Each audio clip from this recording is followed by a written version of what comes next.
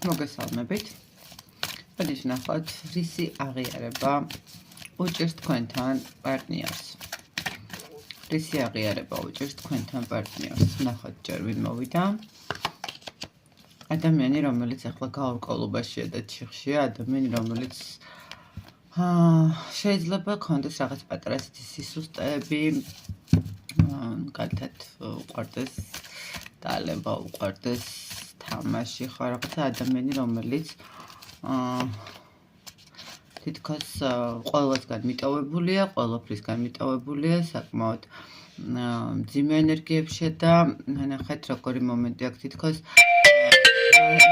ყველაფერი დამთავრებულია, რაღაცა ესეთი განწყობა აქვს ამ ადამიანს.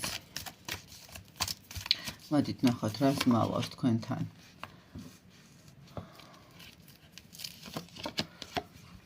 იცით რა არის, რას მალავს ეს ადამიანი? ეს ადამიანი მალავს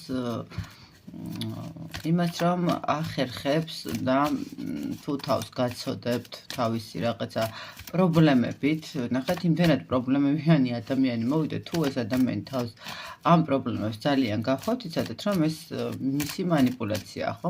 მისი მანიპულაცია იმის მხრივ, რომ თამოვიდა ამდენი არკანი, იმის მხრივ, რომ ადამიანი არ დარჩეს მარტო, არ გქონდეს რაღაცა სიმარტოვისგან და იმის გამო, რომ ეჭვიანიც არის, იმის გამო, რომ თვითონ რაც აწყობს და როგორც აწყობს, ისე მოიხელთოს და მოაგვაროს სიტუაციები. ეს ადამიანი, ესე ვიტყოდი, რომ ძალიან დიდი მანიპულატორია, რომელიც აშკარად ძალიან კარგად თამაშობს თქვენს ემოციებზე, ხო? მიზნები დაისახა, შეუსრულდა.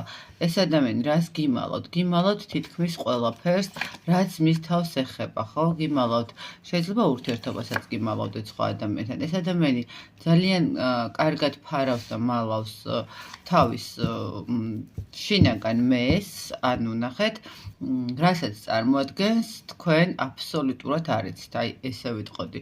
თითქოს ეს ადამიანი თქვენთვის ყველაფერს აკეთებს, რატო აკეთებს ამ ყველაფერს? იმიტომ თქვენ მისთვის რაღაცა ძალიან დიდ ემოციას, დიდ ენერგიას აძლევთ და არ უნდა რომ წახვიდეთ მისი ცხოვრებიდან, იმიტომ რომ გაუჭირდება, როგორც ჩანს, ძალიან კარგად ეხმარებით ამ ადამიანს სულიერად, ემოციურად, ხო? და არ უნდა რომ მიატოვოთ, არ უნდა თქვენთან დაკარგოს. მოდიშით სიახლოვე, რითაც უბრალოდ ბედნიერია, ხო? უბრალოდ სიამოვნოს, უბრალოდ თქვენგან ძალიან დიდ ენერგიას იღებს, ასე რომ ადამიანი ძალიან ბევრ ამას მალავს თქვენგან.